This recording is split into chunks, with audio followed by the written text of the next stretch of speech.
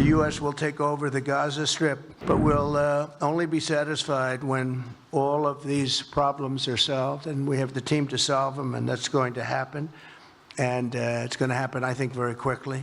I also strongly believe that the Gaza Strip, which has been a symbol of death and destruction for so many decades and so bad for the people anywhere near it, and especially those who live there, and frankly, who's been really very unlucky. It's been very unlucky. It's been an unlucky place for a long time.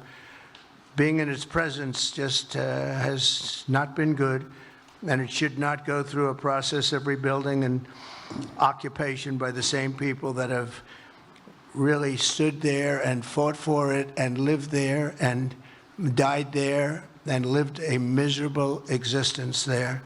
Instead, we should go to other countries of interest with humanitarian hearts, and there are many of them that want to do this, and build various domains that will ultimately be occupied by the 1.8 million Palestinians living in Gaza, ending the death and destruction and, frankly, bad luck. This can be paid for by neighboring countries of great wealth. It could be 1, 2, 3, 4, 5, 7, 8, 12. It could be numerous sites, or it could be one large site. But the people will be able to live in comfort and peace, and we'll make sure something really spectacular is done. They're going to have peace. They're not going to be shot at and killed and destroyed like this civilization of wonderful people has had to endure. The only reason the Palestinians want to go back to Gaza is they have no alternative. It's right now a demolition site. This is just a demolition site. Virtually every building is down. They're living under fallen concrete that's very dangerous and very precarious. They instead can occupy all of a beautiful area with homes and safety, and they can live out their lives in peace and harmony instead of having to go back and do it again. The U.S. will take over the Gaza Strip, and we will do a job with it, too.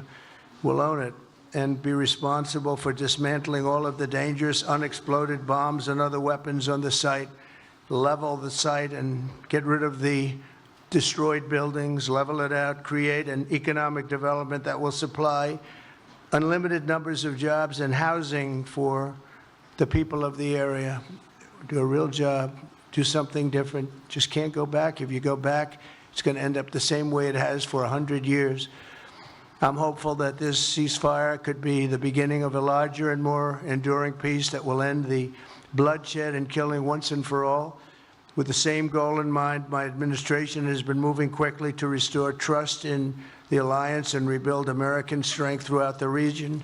You are talking tonight about the United States taking over a sovereign territory.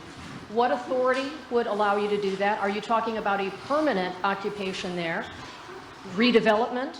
And Mr. Prime Minister, do you see this idea as a way to expand the boundaries of Israel and to have a longer peace, even though the Israeli people know how important that land is to you and your citizens, just as the space is inherited by the Palestinians as well? I do see a long-term ownership position, and I see it bringing great stability to that part of the Middle East and maybe the entire Middle East.